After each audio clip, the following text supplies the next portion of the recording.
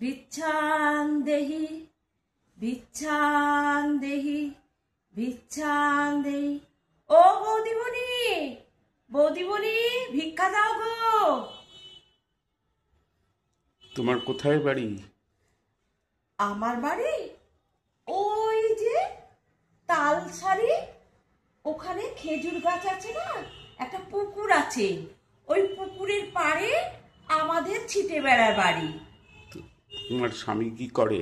আমার স্বামী হয়তো ওই নদীর পাশে যে গাছগুলো আছে ওখানে বসে হয়তো গান করছে।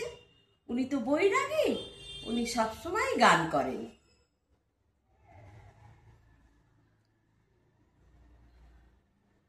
আচ্ছা বাবু মশাই, আমি না আশ্রমে, আমি তো রবি ঠাকুরের দেশের লোক, আমি আশ্রমের পাশ দিয়ে আস্তে আস্তে আমি বাচ্চাদের একটা না কবিতা শুনছিলাম।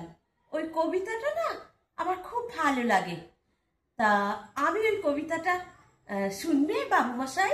হ্যাঁ, শুনবো, করো।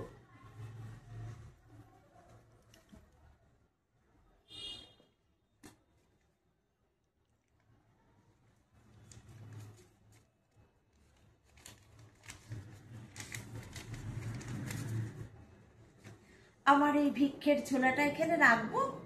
রাখো।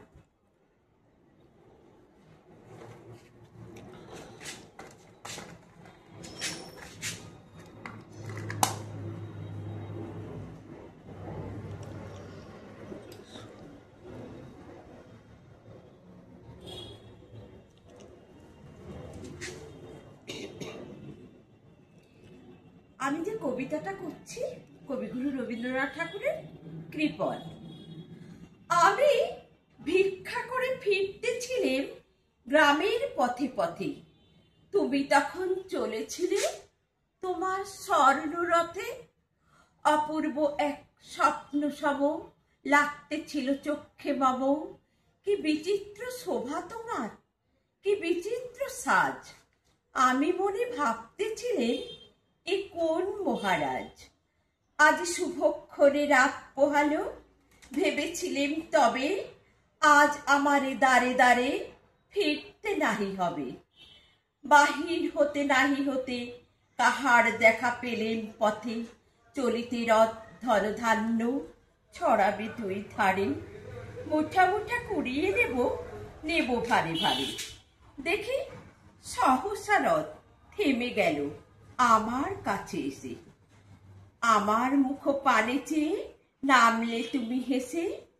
দেখে মুখের প্রসন্নতা জড়িয়ে গেল সকল ব্যথা। হেন কালে কিসের লাগি তুমি অকস্মাৎ। আমায় কিছু দাও গো বলে বাড়িয়ে দিলে হাত। মরি এ কি কথা রাজাধিরাজ, আমায় দাও গো কিছু। শুনে ক্ষণকালের তরে রইনু মাথা নিচু। তোমার কি বা অভাব আছে ভিখারি ভিক্ষুকের কাছে। এ কেবল কৌতুকের বসে আমায় প্রবঞ্চনা। ঝোলি হতে দিলেন তুলে একটি ছোট কলা। যবে পাত্রখানি ঘরে এনে উজাড় করি, এ কি ভিক্ষা মাঝে একটি ছোট সোনার কণা দেখি। দিলেন যারা আজ ভিখারিরে স্বর্ণ হয়ে এলো ফিরে। তখন কাঁদি চোখের জলে দুটি নয়ন ভরে। তোমায় কেন দিইনি আমার সকল শূন্য করে। বাহ, সাধু সাধু সাধু, খুব ভালো হয়েছে। ঠিক আছে, তুমি মা যাও।